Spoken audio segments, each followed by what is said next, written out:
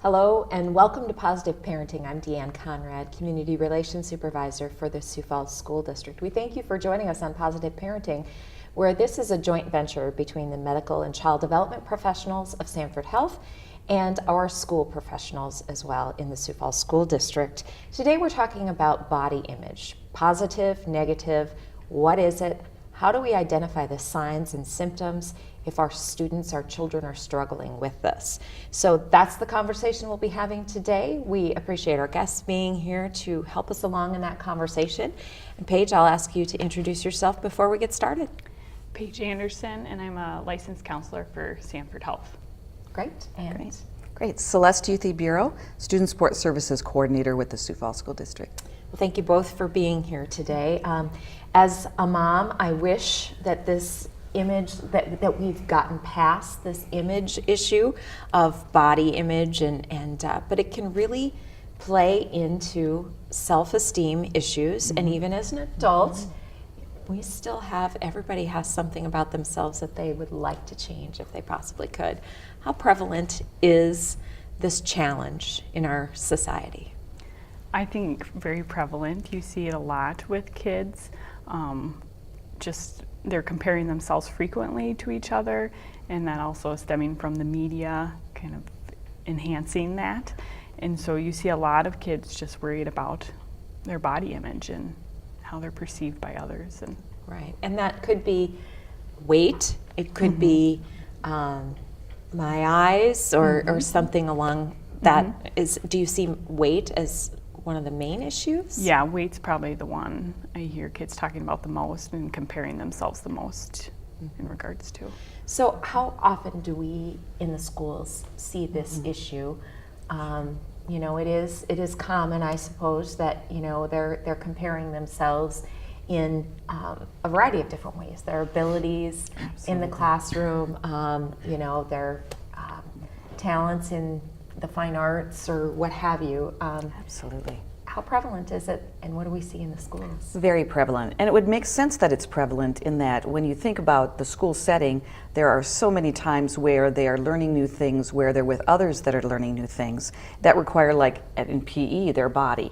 And so that's a number one area where you see that body image really becoming something bigger, or they really focus in on that. Because we're talking about the body, keeping it healthy, what to do to keep it fit. And so that's when it starts to kind of, I think, really accentuate for kids, what their body is compared to other kids. Right. Absolutely. And it is that, some are obviously more developed than others at different stages of the game.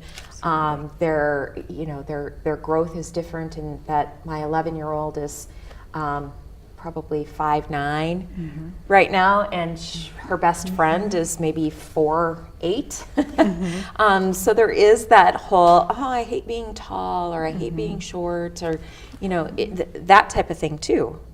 Yeah, Absolutely. quite a bit of that. So what signs and symptoms are there for issues? If we're, as parents, how do we know if our kids are fixated on this or having a problem with this? I think listening to what they talk about, if they're constantly talking about their weight or how they look, and then also if they're trying to diet or exercise excessively, there's always that age appropriate kind of what they're doing for activity. And if you just notice that it's kind of their focus, then I would say maybe that's when you need to kind of have a conversation with them about it to see if it's more of a problem.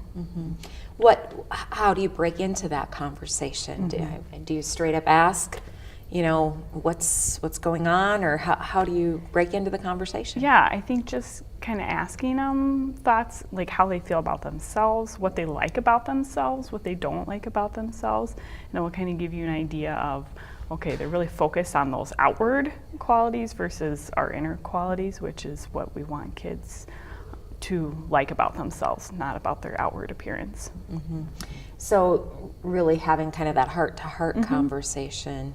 What are, if you can look at the times you talk with parents and children about this, are parents usually aware something's going on, or is it kind of like oh my gosh, I had no idea?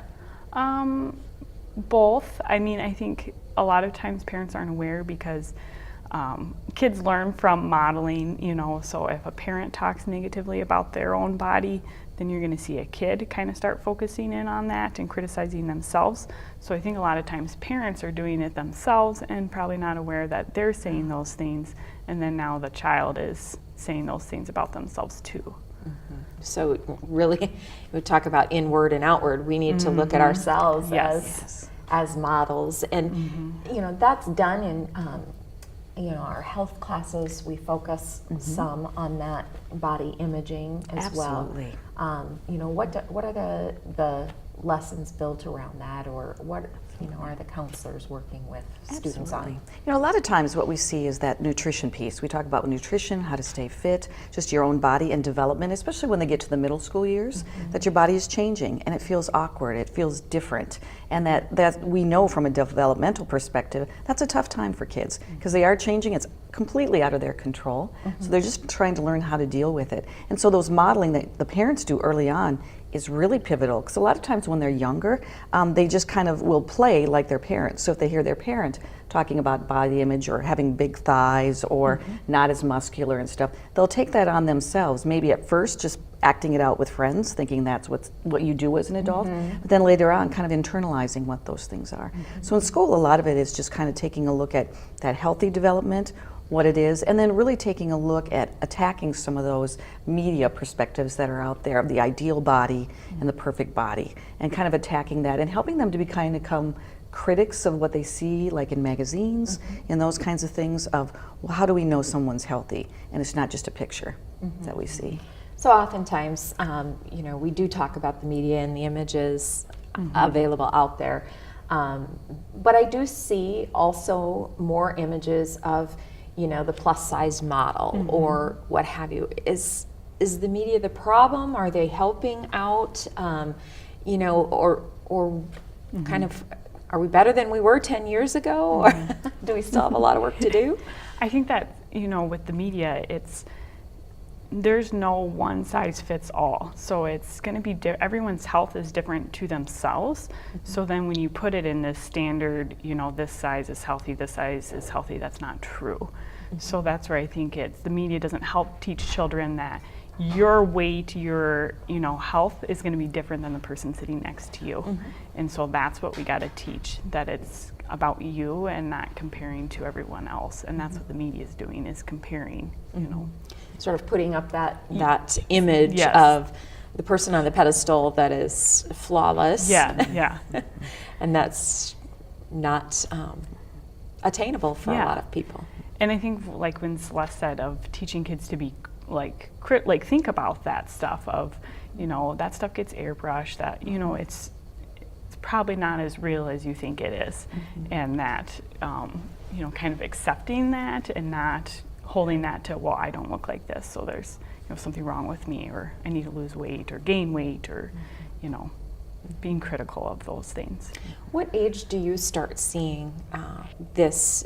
We talked about the middle school, and that does seem like a challenging time on a lot of different fronts. But what age do you start seeing patients for this? It has started really young. I've started having conversations with kids that are 5 that criticize the way they look or are critical of others, and you see that with you know, when kids are picking on each other. Now I think younger, it's more about the way they look, and I've seen it much younger.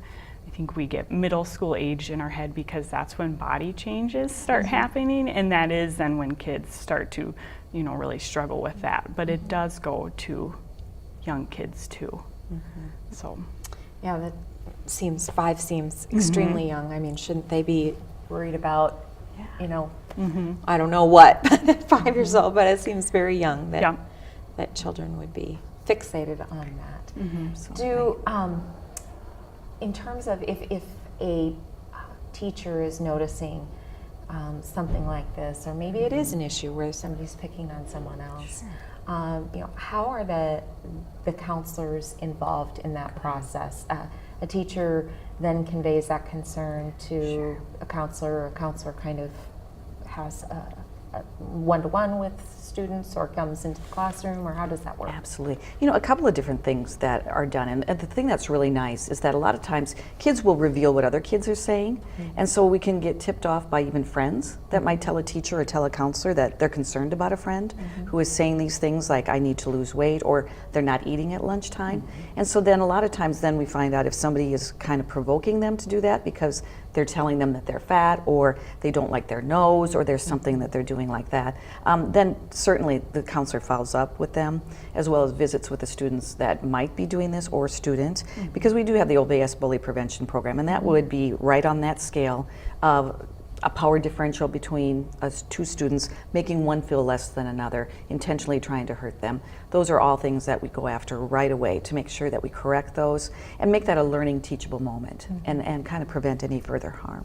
So if something like this does come up, are the counselors then alerting the parent to this as well? Yes. And is that just a phone call, or what? How does that take place? You know, anytime there's counseling, there's always that confidentiality, and children get that confidentiality as well. What our school counselors always do is we always want the child to be able to communicate with that parent any kind of concerns. So a lot of times that's a part of that counseling with the student, is to say, have you talked to your mom and dad about this, or whoever is significant in their life, a guardian. And if they say no, to say, you know, that's something that we probably should tell them or talk about. And then helping them to give them that permission to call, or to say, why don't you talk with them tonight about it if you can, and then we'll follow up tomorrow and see how that went. So there's a lot of ways for us to deal with that. And then if they don't, or we're suspicious that maybe they haven't told a parent, we'll certainly say, you know, that's something I feel like we need to really call, because there are some limits to confidentiality too, and we always want parents to be involved in that process. Right. So. I can see a student that might be having a challenge with that think, oh, I'm not telling mom and dad, or whatever, that I don't want to get in trouble, or I don't want my friend to get in trouble because she said this and is making me feel badly. But again, it's sort of that teachable moment. Absolutely. And an opportunity. Absolutely. And then you can teach them too of how to tell tough things to parents when you don't always want to. There's a lesson in that as well. Yeah. So oftentimes I think we think, and here we are, three women sitting here discussing this, that we think this is just an issue among females. Do you see this as an issue among males as well? Absolutely. I just think it kind of comes up as maybe males have different things they want versus the female, and then they don't talk about it as much as girls do. So, but yes, it is prevalent with boys too. And a lot of times, if there is this negative self-image, it may manifest itself in a variety of different ways, like a depression or a self-esteem issue, sometimes eating disorders. Is that kind of like, is there one that happens more often, or in a progression that it happens? Well, I definitely feel like if you have the negative body image, it's gonna lead to that negative self-esteem, and our self-esteem affects our mental health. So you do see the depression, anxiety, and eating disorders. I can't speak to maybe which one someone has, is going to come first or whatnot, but definitely if you're seeing a kid with that negative body image, you then got to make sure you're aware of concerns of some depression or anxiety, or it leading into an eating disorder if it continues. So those things, one would hope we can catch things early, but they do happen. We do have teenagers being treated, and probably middle school treated for eating disorders and things like that. How does the school assist in those more developed or more advanced mental health kind of issues? Absolutely. Well, one of the things that we really have the benefit of is we have great facilities in Sioux Falls, like Sanford, that a lot of times we work collaboratively with people that are working with kids. So there's a release of information we usually get from the parent to grant us to talk to another professional, just to say, hey, is there something we can do at school? And then we can talk among ourselves just to say, hey, this is what we're noticing at school. Is there something we can do to follow up here? So that's one of the things we do to try to help and follow up with. And then we do a lot of professional development to keep up with what is the best and the most recent research saying, but how do we deal with low self-esteem when it manifests itself in a low self-concept or self-image. So we try to always be at the cutting edge of what's the best way to handle those situations. So those are some of the things that we do as partner, and then make sure that we know how to handle all those situations. So if you're working with a family where this is an issue for a child, would you suggest that at all facets of their life, at all touch points like the school, that they're informing, that the parent is informing, or is that based on their comfort level, the parent's comfort level? Yeah, with kids, it's always good to have all parties involved when working on with if a kid's in counseling. However, yeah, you may get a parent that doesn't want the school involved or wants to keep it confidential, and that's fine. It's just that you try to encourage that, making sure that they're getting their needs met at the school and then at home, so that way it's that wraparound treatment. And consistency, that people are supporting them without maybe making a big show or that anybody needs to know and wave a banner, explaining what's going on, but at least that students feel supported Absolutely. along the way. Absolutely. Yeah, important, I think. What are we doing right in terms of body image? Are there things out there, I mean, we talk about the negative aspect of things, and we want to maybe flip that and go to, the positive. What are some of the positive things that we are doing that maybe we need to maximize a little bit more? And I say we, just society as a whole. I think we're focusing a lot on health and not being skinny or whatever, but it's so what are we doing right? Absolutely. I think the biggest thing is that, we're accepting everyone first of who they are and going after those negative thoughts that primarily cause a lot of our body image dysfunctions. We go after those right away. We say, no, that's not a part of what it needs to be. And we don't focus on that. We also don't focus on the weight. We talk about the whole person. Because when you think about body image, it's the whole person too. That personality goes into it as well. And so that's one of those things that I think that has really improved greatly over the years. And I think kids really feel that. And I think that the tools, the language that we've given students to say, no, that's not all right. This isn't making me comfortable, and I can't imagine that it's making, the victim, if you will, comfortable. And more of that stand up for what we know is right kind of thing. We're giving kids the tools. Absolutely. Teaching them how to do it, empowering them to do it, and they're doing it. That's the nice part. And then, I briefly made mention, you do see the plus size models. Not every person in a magazine is they might be all dolled up and probably still photoshopped to some degree. But there are successful people that are full-figured and that type of thing. So are we doing a better job with that, do you think? Yeah, I mean, I think it's coming out more. You're seeing more of that, and it's, that's great. And, but it goes back to that, are you happy and healthy?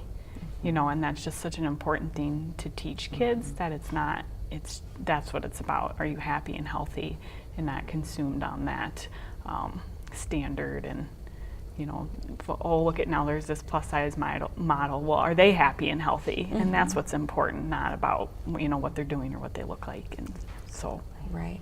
A lot of times athletics, kids get involved, which is wonderful.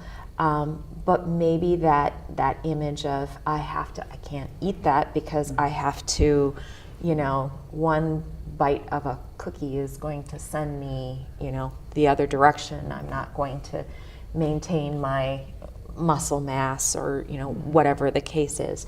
But in athletics, we're sort of incorporating those health aspects as well. Right. Yes, absolutely. Because we don't want, anytime you fixate on something for too long, that's where it becomes problematic. Where, like with the sports, it's good to learn that discipline and to be within a certain weight and to try to maintain that, or to get to a certain weight due to your ability to play better or whatever. That's all good stuff. It's when it becomes more on the pathway of an obsession, preoccupation, my whole being and importance relies on whether I'm good at this or not. That's where we see it start to go off in the wrong path. And that's where we need to just help them keep that healthy balance, to kind of keep it in perspective that we're not just what we do. We are who we are, and that's okay. Yeah, your personality is the driving force about you, not the structure that personality resides within.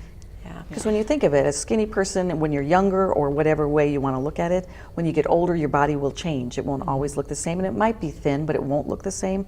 But when you're a good person, you're a good person. That never changes. Right. Yeah. People are drawn to you because of that, not because of the outer shell. Right. Yeah.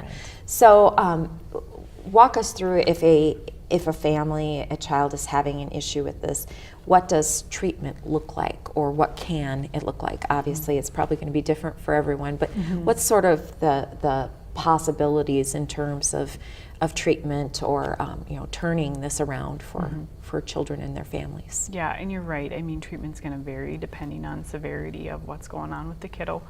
But I always feel like it's important for parents to, if they have any concerns, bring them into a counselor, have them talk about and just get that kind of basic assessment, because sometimes parents just don't know or they're not sure.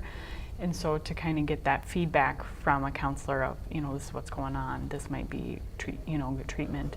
And that's, you're going to see the outpatient counseling. Some kids with eating disorders have to go to inpatient treatment, and where they're somewhere for a little while getting that help, so that way they can come home and be successful. And you're going to see that more with some eating disorders, or it might just be kids struggling with some depression, to where they're just, seeing the school counselor even, or, an outpatient counselor to, get their needs met. And a treatment timeline, I mean, sometimes it turns around quickly for children, sometimes it doesn't. Yeah, I think if, when you're dealing with self-esteem issues, that's tough, because that's deep. And so I don't see self-esteem as a brief therapy. I think it, takes some time to get kids to change their mindset about themselves, and it's, teaching them to love who they are inside, and not focusing on the outward appearance, which can be hard in that, when you're in school, because that's kind of constantly there, people commenting on it, or so.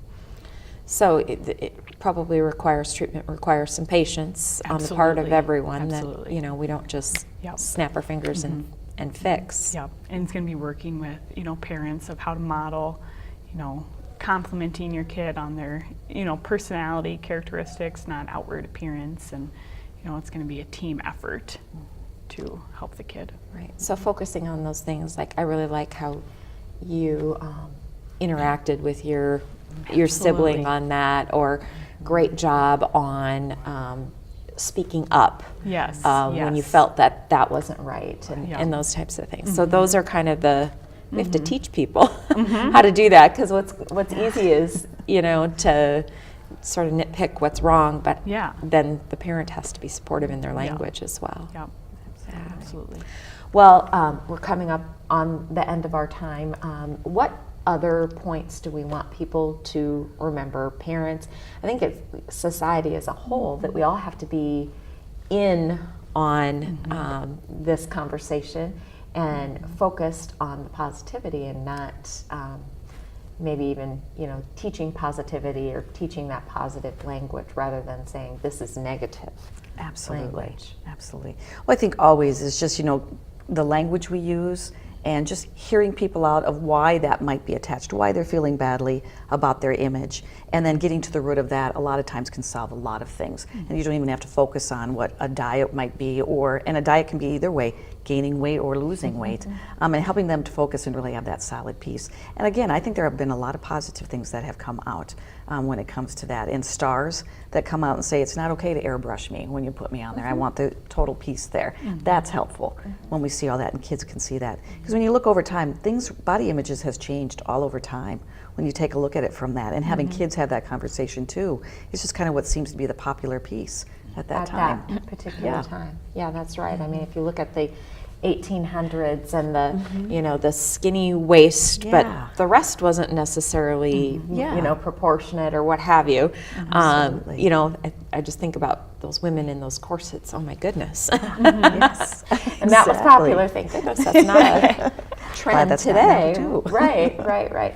But the stars and the, as you mentioned, you know, a number of people who have even publicly shared their battle with body Yes. image and sensitivities and things like that. Absolutely. That makes it a little bit more real, that we understand that, oh, they're famous and they still struggle with those things too. So what final thoughts do you have, Paige, about what people should be focused on? Yeah, I just think the importance of adults modeling, all adults, you know, that you gotta love yourself in the inside, and you know, and that's gonna just help that body image overall if you love your inner self and not worry about the outward appearance.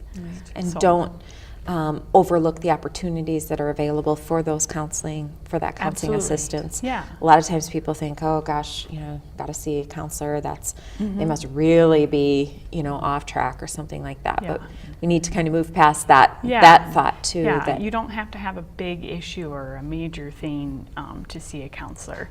You know, it can be even just like, I want to bring my kid home a couple times to make sure they're doing okay. And it can be as simple as that. So, So again, removing that stigma Yes. of what a Yes. therapist or a counselor, you know, what that means to take your child in. And I always figure if the counselors and therapists exist, you might as well access Absolutely. that ability and improve things along the way. So.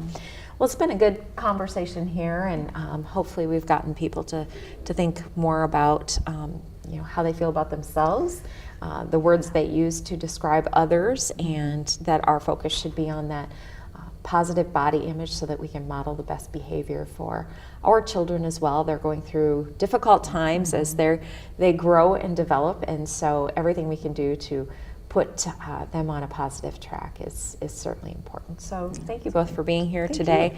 And if you have any concerns that you think you need to address or should address within your family, do reach out to the school counselor. We can make referral then to the professionals in our community who are more equipped than a school person may be. Certainly they're a great touch point, but we definitely rely on those partners in our community to help us keep our children safe and feeling good about themselves. So thank you for joining us today on Positive Parenting.